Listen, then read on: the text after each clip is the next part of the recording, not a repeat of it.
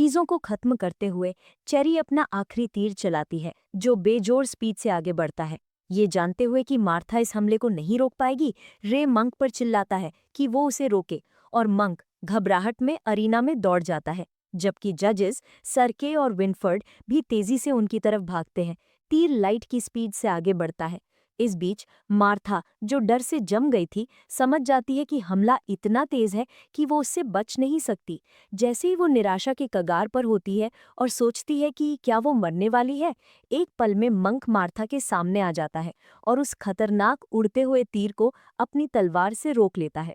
इस बीच डैन का मुंह खुला का खुला रह जाता है, ये सोचकर कि मंक वहां इतनी जल्दी कैसे पहुंच गया, और सर के तुरंत इमरजेंसी ट्रीटमेंट के लिए बुलाते हैं।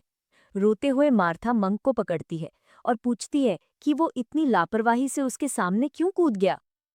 तीर उसके सीने के आर पार हो गया लगता है, क्योंकि मंक के मुंह से खून आने लगता है और वो सोचता है कि क्या वो मर जाएगा।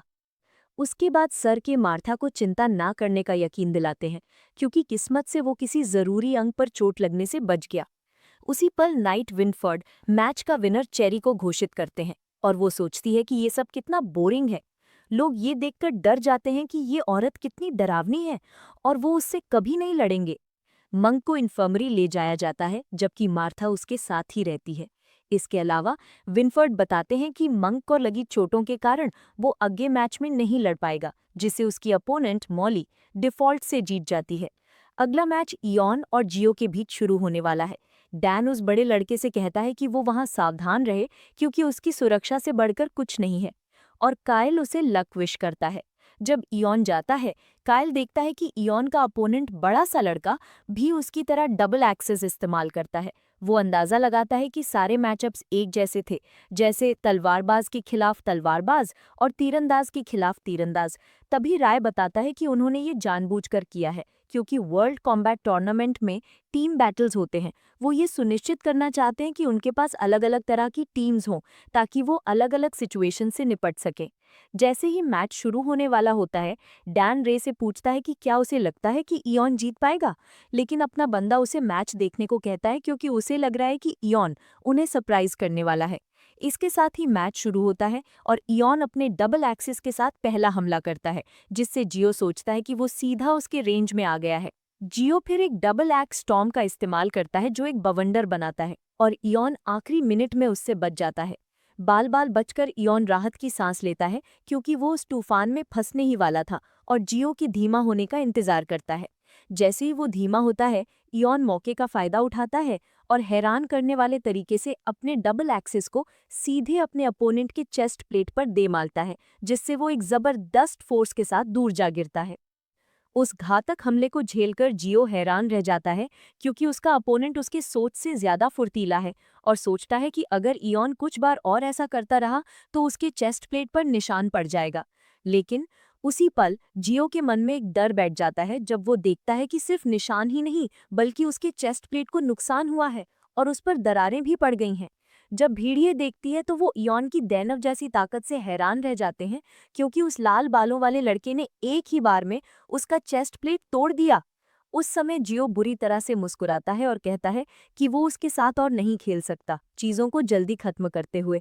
तभी वो लड़का वही पोशन पी जाता है, वही जो गिरा ने पिया था, और कहता है कि गलती की कोई गुंजाइश नहीं है, ये सीधा मास्टर का ऑर्डर है, इसलिए उसके पास कोई और चारा नहीं है। उनकी आंखें झटके से खुल जाती हैं। रे को एहसास होता है जब वो देखता है कि ये वही पोषण है, और पोषण पीने के बाद जियो के अंदर एक दैनव की तरह अचानक से ताकत आ जाती है। अपने क्लासमेट को पोषण पीते देख जे के दिमाग में एक शक पैदा होता है, लेकिन हैरी बीच में टोकता है कि उन्हें अपने मैचेस में कुछ भी इस्तेमाल करने की इजाजत है। कहता है कि जियो ने जो किया वो शायद सबसे इज्जतदार चीज ना हो, लेकिन ये रूल्स के खिलाफ नहीं जाता। लेकिन अंदर ही अंदर जे को पता लगता है कि ये कुछ खतरनाक है, और वैसा ही है जैसा उसने पहले सामना किया था। जियो के बारे में कुछ उसे बेचैन करता है। उसी पर जे की नज़र राय और उसके दोस्तों पर पड़ती है, और वो खुद से पूछता है कि अब बॉस क्या करेगा। इस बीच अपना बंदा चिंतित है कि उसे क्या करना चाहिए, क्योंकि अगर वो अभी कुछ करता है तो वो अपनी करंट एबिलिटीज को एक्सपोज कर देगा। वो विनफर्ड और दूसरों की नोटिस करने तक का इंतजार करने का फैसला करता है, लेकिन वो एक पल के लिए रुकता है और पक्का करता है कि अगर उन्होंने इसे अभी नहीं रोका है तो इसका मतलब है कि उन्हें कोई अंदाजा नहीं है कि ये कितना खतरनाक है। अपने चेहरे पर एक अजीब मुस्कान के साथ जियो की ताकत तेजी से बढ़ती है जब वो इयॉन को मारता है, और पागल हो जाता है जब वो इयॉन पर हमला करने के लिए अपने डबल एक्सिस घुमाता है, जबकि लाल बालों वाला लड़का खुद को बचाने के लिए उछल जाता है। बिना किसी झिझक के राय तुरंत बाउंड्री से कूदकर अरीना में चला जाता है, जबकि डैंस पर चिल्लाता है, पूछता है कि वो कहाँ जा रहा है, और कायल उसे रोकता है क्योंकि इससे इयॉन डिस्क्वालीफाई हो सकता है। लेकिन सर के अपने बंदे को रोक लेते हैं और कहते हैं कि वो मैच में दखल नहीं दे सकता, लेकिन राय रुकने का नाम नहीं लेता और कैसे कहता है कि उसके पास समझाने का टाइम नहीं है और उसे रास्ते से हटने को कहता है, अपने टीचर को सीधा पेट में घूंसा मारते हुए। इस बीच के हमला झेलता है और थोड़ा खून भी थूकता है। वो हैरान रह जाता है कि इस बच्चे में इतनी ताकत थी। उसी पल विनफोर्ड उनसे पूछते हैं कि क्या हो रहा है, और रे को अपनी सीट पर वापस जाने का निर्देश देते हैं जिसे सरके ने पकड़ा हुआ है। तभी अपना बंदा जे को बुलाता है और उसे जियो को पकड़ने का ऑर्डर देता है। बिना एक सेकंड बर्बाद किए जे उछलता है और अपनी तलवार के साथ अरीना में दौड़ जाता है। जैसे ही जियो, जो पागल हो रहा था, एक और हमले के लिए कूदता है, जे अपनी तलवार के साथ आगे बढ़ता है और उसे सीधा उसके सर पर दे मारता है। लोग ये देखकर हैरान रह जाते हैं कि जे लाल बालों वाले लड़के के अलावा ऐसा कुछ कर रहा है। इस बीच विनफर्ड पूरी तरह से हैरान है, क्योंकि वो सोचता है कि ये दोनों आखिर कर क्या रहे हैं। एक पल में विनफर्ड की आंखें चौड़ी हो जाती हैं और जे चौंक जाता है जब वो देखता है कि उसके हमले से जियो पर एक खरोंच तक नहीं आई और उसके अंदर से वही अजीब ऑरा निकलती है, जैसे प्लेग ऑफ शैडोज। अपने चेहरे पर एक डरावना लुक के साथ जियो जे को बुलाता है, जबकि अजीब पर्पल ऑरा जियो को घेर लेती है और वो जे को कचरा कहता है। विनफर्ड उसे रुकने का ऑर्डर देता है, वरना वो डिस्क्वालीफाई हो जाएगा।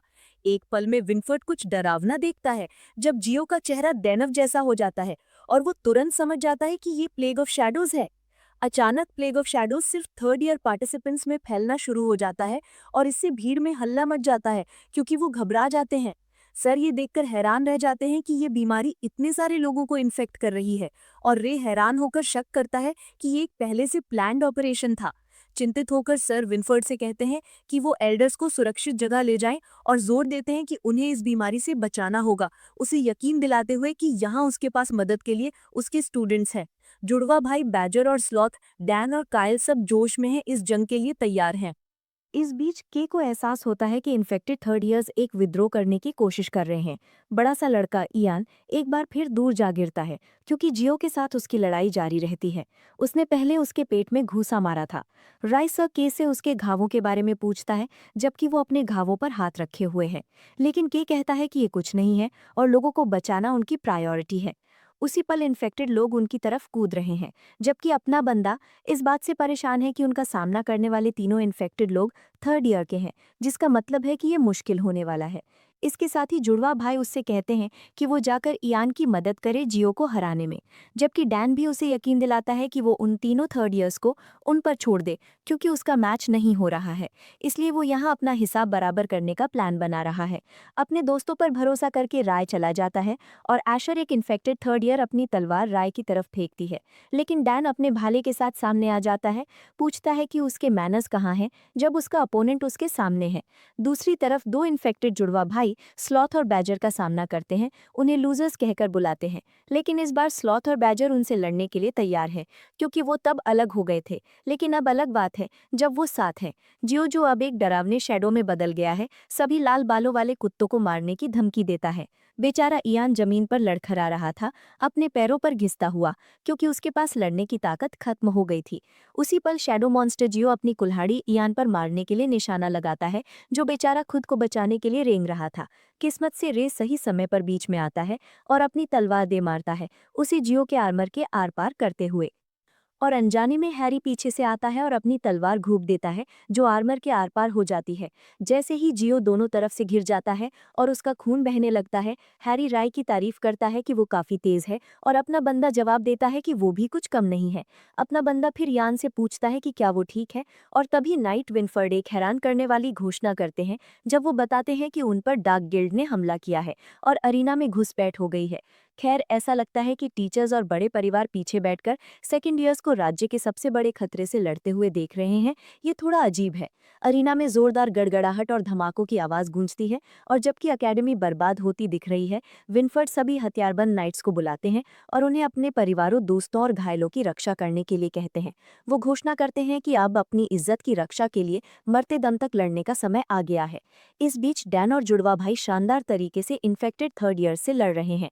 बुरी तरह से घायल यान की मदद करते हुए हैरी निष्कर्ष निकालता है कि अकेडमी एक मुश्किल स्थिति में है, जबकि अपना बंदा ये जानकर निश्चित है कि हैरी परेशानी पैदा करने वाला नहीं था। जबकि जियो पीछे खड़ा है, अपना बंदा हैरी से पूछता है कि वो क्या सोच रहा है, और वो जवाब देता है कि वो ये सुनिश्चित करना चाहता है कि उसके साथी सुरक्षित हैं। उनकी हैरानी के लिए मॉन्स्टर पिछले हमले से शायद ही डैमेज हुआ है, और जियो उनकी तरफ कूदता है, उन पर अपनी कुल्हाड़ी दे मारते हुए। उस खतरनाक हमले से बचकर हैरी हैरान रह जाता है और सोचता है कि ये लड़का तो मरता ही नहीं। और तभी राय उसे बताता है कि पिछली कुछ बार जब वो इन लोगों से मिले थे तो उन्हें उन्हें राख में जलाना पड़ा था, ये बताते हुए कि ये बीमारी उन्हें तब तक लड़वाती है जब तक वो लड़ नहीं सकते। ये कितना घिनौना है। ये सोचते हुए हैरी राय से कहता है कि वो अपने दोस्तों को ढूंढे, जबकि वो इस बड़े लड़के जियो से निपट लेगा। जबकि थका हुआ इयान दीवार के सहारे आराम कर रहा है। अपना बंदा हैरी को जियो को खत्म करने की जिम्मेदारी देकर चला जाता है, और जे अपने बॉस पर चिल्लाता है कि वो उसे भी साथ ले चले। लेकिन अपना बंदा जैसे कहता है कि वो जाकर सर के की मदद करे, क्योंकि उन्हें ज्यादा मदद की जरूरत है, और इसके साथ रे चला जाता है। सिचुएशन को देखने के लिए ऊपर चढ़ते हुए रे अपना ड्रैगन आई एक्टिवेट करता है और गंभीर स्थिति देखता है जब लोग डार्क गिल्ड के दुश्मनों से लड़ रहे हैं। वो देखता है कि इन्फर्मरी दुश्मनों से घिरी हुई है, और देखता है कि वहाँ प्लेग ऑफ शैडो वाले बहुत सारे लोग हैं। इन्फर्मरी की तरफ दौड़ते हुए वो उम्मीद करता है कि गैरी और सिल्विया ठीक होंगे। दूसरी तरफ सिल्विया के चारों भाई भी डार्क गिल्ड का सामना कर रहे हैं, और मार्च साफ कहता है कि उसे नहीं पता था कि ये लोग प्योर ब्लड्स के साथ मिलकर काम करने तक गिर जाएंगे। डार्क गिल्ड के घुसपैठिया बेशर्मी से कन्फेस करता है कि जब तक वो अपने लक्ष्य तक पहुंचते हैं, साधन मायने नहीं रखते। तभी मार्च अपने भाइयों को फैलने का ऑर्डर देता है और वाटर स्लैश से हमला करता है, जबकि डार्क गिल्ड का आदमी कहता है कि वो बस अनिवार्य को टाल रहा है। इसके साथ ही मार्श मैक्स को निर्देश देता है कि वो सिल्विया को ढूंढे और ये सुनिश्चित करे कि वो इसमें ना फंसे। दूसरी तरफ विनफर्ड स्थिति के बारे में साफ बोलते हैं और हेड एल्डर को सब कुछ बता देते हैं। प्लस वो ये भी बताते हैं कि उन्होंने निवेदन के अनुसार पूरे शहर को अलर्ट कर दिया है। एल्डर ज्यादा चिंता ना दिखाते हुए विनफर्ड को जाने के लिए कहते हैं, लेकिन ऐसा लगता है कि नाइट विनफर्ड के पास कहने के लिए बहुत कुछ है, और वो उसे अपने दिल से निकालने की कोशिश कर रहे हैं। सब कुछ सहते हुए नाइट चुप रहना चुनते हैं और चले जाते हैं। गैरी मेडिकल स्टेशन इन्फर्मरी में लेटा हुआ लगता है, जब एक कंडक्टर जैसा कपड़ा पहना आदमी एक सिरिंज के साथ आता है। जब वो उससे पूछता है कि वो क्या कर रहा है, तो वो आदमी उससे कहता है कि ये उसका दर्द कम करने में मदद करेगा। और जैसे ही वो उसके हाथ में इंजेक्ट करने वाला होता है, सिल्विया और मार्था वहां पहुंच जाती हैं और आदमी को रोक देती हैं। जबकि मार्था आदमी पर हमला करती है, वो उससे बच जाता है और अपना असली रूप दिखाता है, जबकि वो शैडो से इन्फेक्टेड निकलता है। सिल्विया उस लड़के के पास दौड़ती है जिसे अभी अभी पोषण इंजेक्ट किया गया था, पूछती है कि वो ठीक है, लेकिन इसका कोई फायदा नहीं होता क्योंकि बहुत देर हो चुकी थी। तभी कई इन्फेक्टेड लोग सामने आते हैं, और उनमें से एक उन्हें एक चॉइस देता है कि या तो वो उनमें से एक बन जाए या मर जाए, लेकिन गैरी तीसरा ऑप्शन चुनने का फैसला करता है, जो है उनसे लड़ना। सिल्विया गैरी को रोकने की कोशिश करती है, उसे बताते हुए कि इन लोगों को अभी भी बचाया जा सकता है, और उसे उन्हें ना मारने की चेतावनी देती है। वो एक को पैर पर लात मारता है, जबकि शैडोज गैरी को मैनिपुलेट करते हैं और उसकी भावनाओं को धोखा देते हैं, उसे याद दिलाकर कि ये उसके साथी हैं और वो उन्हें नहीं मार सकता। एक इन्फेक्टेड आदमी उसे उनके साथ शामिल होने की ऑफर देता है, और कुछ पल बाद मार्था उस आदमी को अपने तीर से मार देती है, उसे बताते हुए कि बाकी उनके साथी हो सकते हैं, लेकिन वो नहीं। जबकि सिल्विया मार्था की तारीफ करती है, वो देखते हैं कि इन्फेक्टेड लोगों ने अपना कंट्रोल खोना शुरू कर दिया है, और गैरी सुझाव देता है कि अब उन्हें चोट पहुंचाने के बारे में ना सोचे। लेकिन सिल्विया उसे कहती है कि वो उनके मूवमेंट्स को रिस्ट्रिक्ट किए बिना उन्हें कोई घातक नुकसान ना पहुंचाए, लेकिन अगर जरूरत पड़े तो उनकी हड्डियां तोड़ दे। उनसे लड़ने में संघर्ष करते हुए गैरी मामले के बारे में पूछता है, और मार्था को भी कुछ पता नहीं लगता। इसके अलावा उन्होंने पागल होना शुरू कर दिया है। सिल्विया को शक है कि शायद कोई सीन क्रिएट करने की कोशिश कर रहा है, जिससे लोग डर जाएं। इसलिए उन्हें बस वहां से निकल जाना चाहिए। चिंतित माथा जोर देती है कि उन्हें मंक को ढूंढना चाहिए, क्योंकि वो ऑपरेटिंग रूम में है। और जैसे ही वो वहां पहुंचते हैं, वो देखते हैं कि खिड़की खून से लथपथ है। अंदर दौड़ते हुए वो देखते हैं कि मंक अपने हाथों में कुछ तेज चीज पकड़े हुए है और सदमे में लग रहा है। वो मानता है कि उसने लोगों को मारा है और जाने ली है, लेकिन मार्था उसे सांत्वना देती है, उसे यकीन दिलाते हुए कि ये उसकी गलती नहीं है। जबकि गैरी और सिल्विया को दरवाजे बंद रखने में मुश्किल हो रही है क्योंकि इन्फेक्टेड लोग अंदर घुसने की कोशिश कर रहे हैं, तो वो ज्यादा देर तक रोक नहीं पाते और गैरी डर जाता है। मार्था और मंक के रोमांटिक मोमेंट में दखल देते हुए उन्हें जल्दी करने के लिए कहता है। ऐसा लगता है कि बहुत से लोग इस बीमारी से इन्फेक्ट हो गए थे और नाई को शक है कि थर्ड ईयर्स ने ये जानबूझकर उन्हें धोखा देने के लिए किया। ये जानते हुए कि उन्हें ब्लड लाइन्स का जुनून है, उसने सोचा नहीं था कि वो इतना गिर जाएंगे और डार्क गिल्ड के मोहरे बन जाएंगे, जो ठीक नहीं लगा। अचानक एक साया उसके पीछे आता है, लेकिन नायक कायल द्वारा बचा ली जाती है जब वो उस पर एक वार करता है। कायल उससे पूछता है कि क्या उसे मदद की जरूरत है, उसे एक सुंदर महिला कहकर बुलाता है, जब अचानक उस पर एक और साया हमला करता है और इस बार नाई ज़ॉम्बी को मारकर उसे बचाती है, जिससे वो हैरान रह जाता है। इसके साथ वो कायल से कहती है कि वो किसी और से पहले अपना ख्याल रखे और उसे अब उसे बचाने की और भी ज्यादा जरूरत महसूस होती है। लाल बालों वाला लड़का थर्ड ईयर्स को ताना मारता है, कहते हुए कि वो बस चीजों को और मुश्किल बना रहे हैं, और नाई कहती है कि उसे नहीं पता कि उन्हें मजबूर किया गया था या उन्होंने ये अपनी मर्जी से किया, लेकिन ये एक पहले से प्लान्ड ऑपरेशन है। जब वो अपनी साथियों से घिर जाते हैं, एक वाटर स्प्लैश आता है, सभी शैडो वॉरियर्स को हटा देता है, जबकि कायल मैक्स का शुक्रिया अदा करता है जिसने उनकी मदद की, और नाई सोचती है कि बाहर से एक नीज यहाँ क्या कर रहा है। मैक्स फिर बताता है कि वो अपनी बहन को ढूंढ रहा है और उनसे पूछता है कि क्या वो जानते हैं कि मेडिकल रूम कहाँ है, जिसके जवाब में कायल उससे अपने पीछे आने को कहता है क्योंकि वो भी अपने दोस्तों को ढूंढने जा रहा है। इस बीच सिल्विया और बाकी लोग इन्फर्मरी से बाहर निकलने में संघर्ष कर रहे हैं, इतने सारे शैडोज से घिरा हुआ। मार्था सोचती है कि यहाँ भीड़ क्यों बढ़ रही है, और सिल्विया जवाब देती है कि ये इसलिए है क्योंकि वो अनइन्फेक्टेड लोगों को टारगेट कर रहे हैं। जैसे ही वो एग्जिट तक पहुंचने वाले होते हैं, वो कायल को सुनते हैं और अजीब तरह से सिल्विया अपने भाई मैक्स की आवाज़ सुनती है। वो उन्हें अपनी लोकेशन बताते हैं, उनके आने का इंतजार करते हुए। वो उन्हें ढूंढ लेते हैं और कायल मेडिकल स्टेशन के अंदर लोगों की संख्या से डरा हुआ लगता है, लेकिन नाई उससे कहती है कि वो बस वहां खड़ा न रहे और चले। प्लान के अनुसार कायल और नाई अपनी चेन और डार्ट रोप गैरी और मंक की तरफ फेंकते हैं, उन्हें इसे पकड़ने के लिए कहते हुए। रस्सियों को पकड़कर वो इसका इस्तेमाल ज़ॉम्बीज़ को किनारे करने के लिए करते हैं, जबकि मैक्स रास्ता साफ करने के लिए सिल्क की वाटर वॉल का इस्तेमाल करता है। और सब उसमें से दौड़ते हैं क्योंकि वो इसे ज्यादा देर तक रोक नहीं पाते। जब सब दौड़ रहे होते हैं, सिल्विया अपने भाई से दूसरों के बारे में पूछती है और मैक्स उसे बताता है कि वो अरीना में है। अकेडमी पर डार्क गिल्ड ने हमला किया है और उनके बहुत सारे गुंडे वहां हैं, इसलिए उसे अब जाकर उनकी मदद करनी होगी। जबकि वो अपने भाई के साथ जाने पर जोर देती है, मार्था कायल से दूसरों की हालत के बारे में पूछती है, जिसके जवाब में वो कहता है कि जब तक वो वहां से निकला था सब ठीक थे, सिवाय बड़े लड़के इयन के जो बहुत बुरी तरह से घायल था। गैरी उससे रे के बारे में पूछता है और कायल उसे बताता है कि वो भी यहाँ आ रहा है, ये उम्मीद करते हुए कि रे उससे पहले यहाँ होगा। इसे गैरी को सोचने पर मजबूर कर देता है कि क्या उसके साथ कुछ हुआ है। किले में हम देखते हैं कि विनफर्ड हेड एल्डर को समझाने की कोशिश कर रहे हैं कि स्टूडेंट्स को तुरंत बचाने की जरूरत है, और एल्डर उन्हें शांत रहने के लिए कहते हैं क्योंकि अरीना पर हमला शायद एक जाल हो। अपनी सेना वहां भेजना किले की सुरक्षा के लिए खतरनाक हो सकता है। वो फिर उनसे अकेले वहां जाने की इजाजत मांगते हैं क्योंकि सर डेल्बर्ट और बर्नार्डो यहाँ हैं, लेकिन एल्डर उन्हें बीच में टोकते हैं, उन्हें महल की सुरक्षा के महत्व की याद दिलाते हुए। वो डरावने तरीके से स्वीकार करते हैं कि कितने लोग कुर्बान होंगे, और एल्डर सोचते हैं कि एक नाइट के रूप में उन्हें बेहतर पता होना चाहिए कि कभी-कभी बहुसंख्यक को बचाने के लिए अल्पसंख्यक को कुर्बान करना बेहतर होता है। रे जो किले के बाहर पूरी बातचीत सुन रहा था, ये जानकर हिल जाता है कि वो स्टूडेंट्स को मौत के मुंह में ढकेल रहे हैं। हेड एल्डर मिशन के बारे में साफ कर देते हैं और विनफर्ड उनसे सहमत होते हैं। अपना बंदा जो उनकी बातचीत चुपके से सुन रहा लगता है, ये सुनकर गुस्सा हो जाता है। गुस्से में वो सोचते हैं कि उनके लिए स्टूडेंट्स की जानें अकेडमी के रहस्य के सामने कुछ नहीं है, और निष्कर्ष निकालता है कि ये मूर्ख इंसानों द्वारा लिया गया मूर्खतापूर्ण फैसला है। वेल, ऐसा लगता है कि अपना बंदा अपने पत्ते सही खेल रहा है जब वो अपनी ग्लैमर पार का इस्तेमाल करता है और खुद को बदल लेता है, क्योंकि अब वो अपने तरीके से लड़ेगा।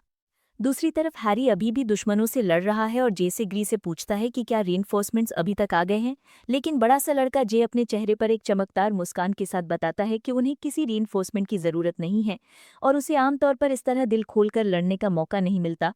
कहता है कि उसे एक साथ 10 को पीटने का मन है। इस बीच सकाय को मार्श का सहारा मिलता है और उसकी यूनिफॉर्म से अंदाजा लगाते हुए वो कहते हैं कि मार्श यूरे किंगडम की सेना से एक जनरल होना चाहिए।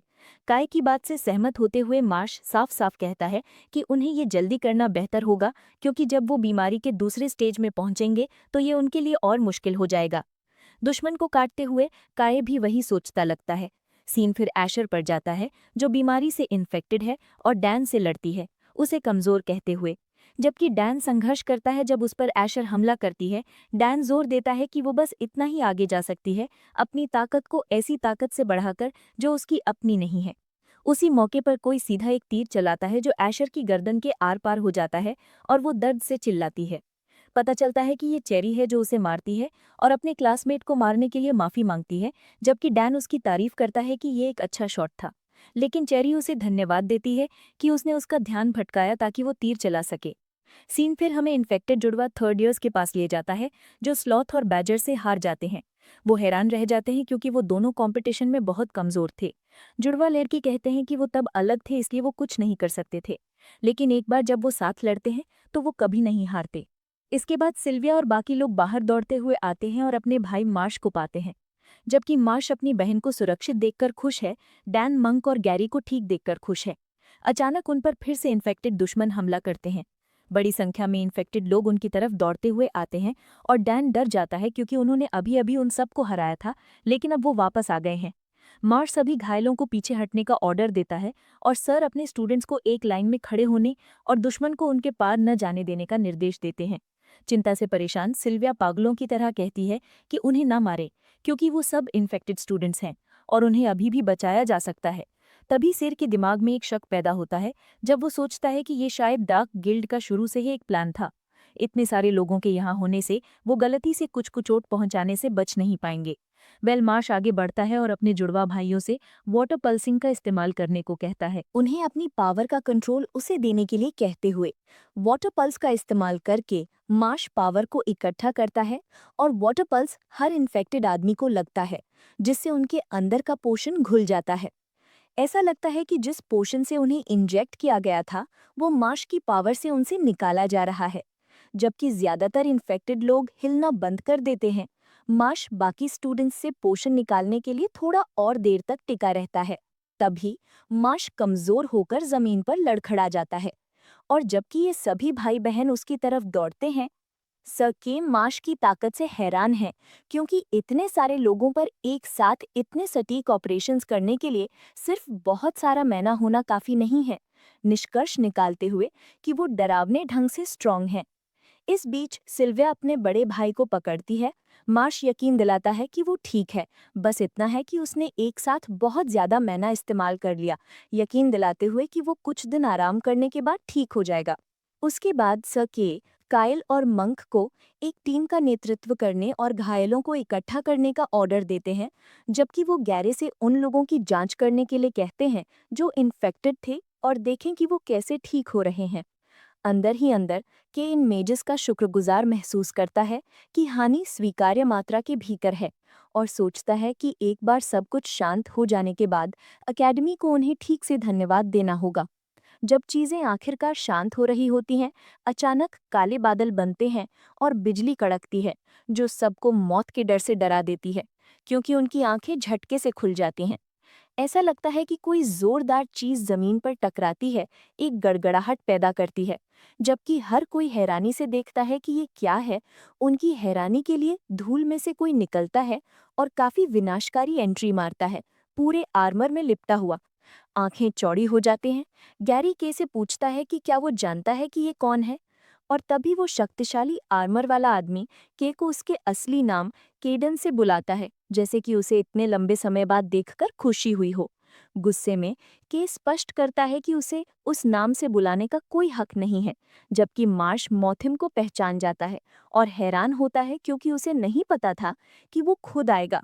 खैर, ऐसा लगता है कि वो एवरी नाइट एकेडमी का पिछला एल्डर और डार्क गिल्ड का लीडर है, मॉथम। उस पल मार्श अपने भाई को इशारा करता है, उन्हें हमला करने का संकेत देते हुए, और वो सभी एक वाटर स्लाइड से हमला करते हैं जो मॉरम के आर पार होता हुआ लगता है। उनके बेकार हमलों पर हंसते हुए मॉथम पर सिल्वर बालों वाले मेज की शक्तियों का कोई असर नहीं हो रहा, क्योंकि वो अप्रभावित रहता है। इस बीच मार्श ये देखकर हैरान है कि उसकी शक्तियों पर ध्यान नहीं दिया गया। मॉरम उन्हें धमकी देता है, कहते हुए, अगर तुम लोग इस तरह खेलना चाहते हो तो ये अंत है। जादू का इस्तेमाल करते हुए मॉथिम के हाथों से बिजली निकलती है, जबकि ये बिजली के गोले में बदल जाती है और निर्दयता से सिल्वर बालों वाले जुड़वां भाइयों यान और जैकिकल पर बिजली गिराता है, जबकि वो दर्द से चिल्लाते हैं। हैरान होकर मार्श ये देखकर शॉक्ड है कि आर्मर वाला एल्डर बिजली की शक्ति का इस्तेमाल कर सकता है, जबकि उसके दोनों भाई बिजली के झटके से टकराने के बाद जमीन पर बेहोश पड़े हैं। केडन के दिमाग में एक ठंडा ख्याल आता है जब वो सोचता है कि उन्होंने पहले कभी किसी इंसान को बिजली का जादू इस्तेमाल करते नहीं देखा, क्योंकि ये एक स्ट्रॉन्ग एलिमेंट है जिसे सिर्फ लेजेंडरी मॉन्स्टर्स ही इस्तेमाल कर सकते हैं। तब भी उसने कभी उसके पास ऐसी एबिलिटी होने के बारे में नहीं सुना था।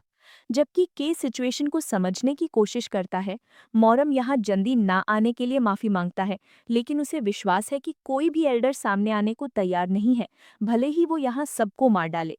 तभी चेरी बीच में आती है और अनमैच्ड फोर्स के साथ आर्मर वाले आदमी पर तीर चलाती है, लेकिन मॉरम सोचता है कि ये बहुत धीमा है और उसके तीर को एक उड़ती हुई मक्खी की तरह तोड़ देता है। जेरी फिर मॉरम पर पीछे से घात लगाता है और उसके चेहरे पर तलवार मारने ही वाला होता है, लेकिन आर्मर वाला आदमी उसकी बेकार कोशिश का मजाक उड़ाते हुए उसे एक मूर्ख बच्चा कहता है और जेरी पर बिजली गिराता है। उसे इतनी जोर से दूर फेंकता है कि वो दीवार से जा टकराता है।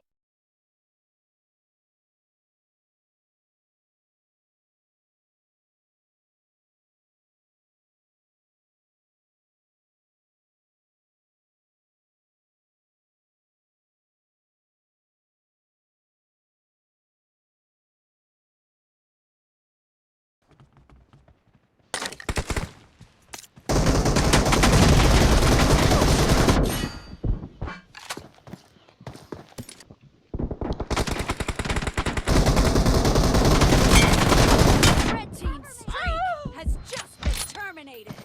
The red team is in the lead.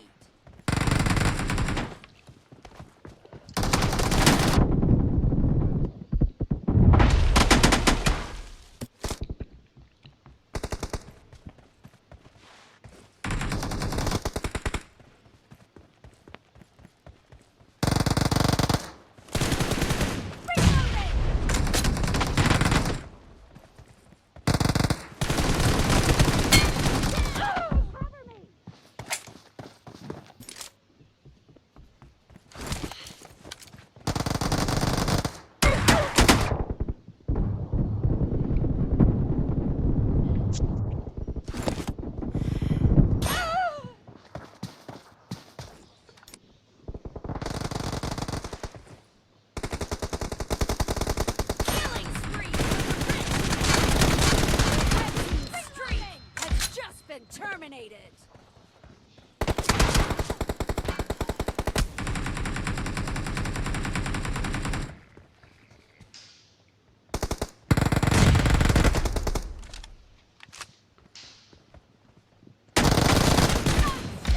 Cover me!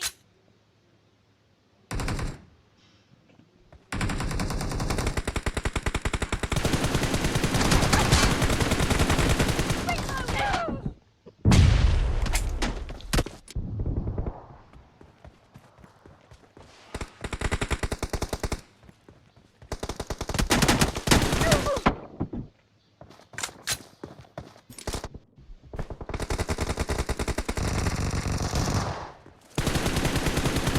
Cover me!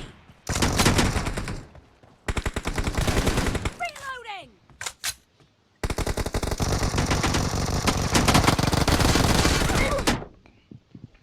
Watch out! The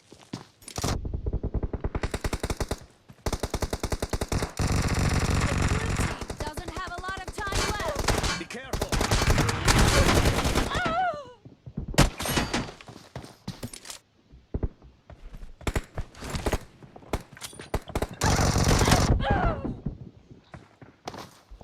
Watch out! Cover me! No mercy! Reloading!